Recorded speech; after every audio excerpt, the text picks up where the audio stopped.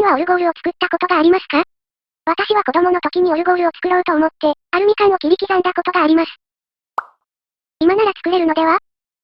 作りました。キラキラ星です。演奏します。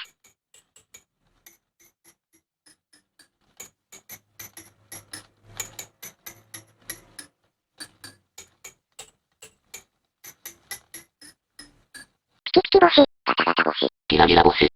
なかなかな評価です。どうもオルゴールというのは、周りの箱がないと音が響かないようです。箱。つきました。もう一度キラキラ星です。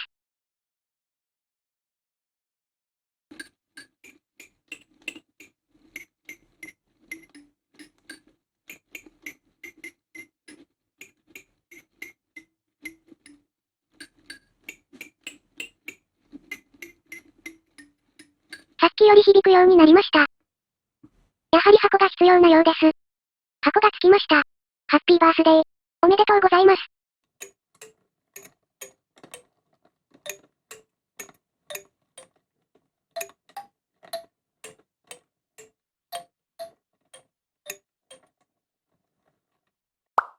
ハッピーバースデーは、この音階で鳴らしています。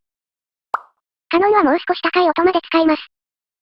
パーフェクトカノンを演奏するため、高音で厚さを増して調整しろを確保。ピンの当たる位置も変えて音圧を調整。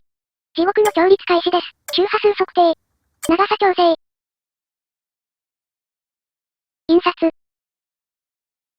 周波数測定。長さ調整。印刷。周波数測定、長さ調整、印刷。ひたすら繰り返して。できました。都庁長のカノンです。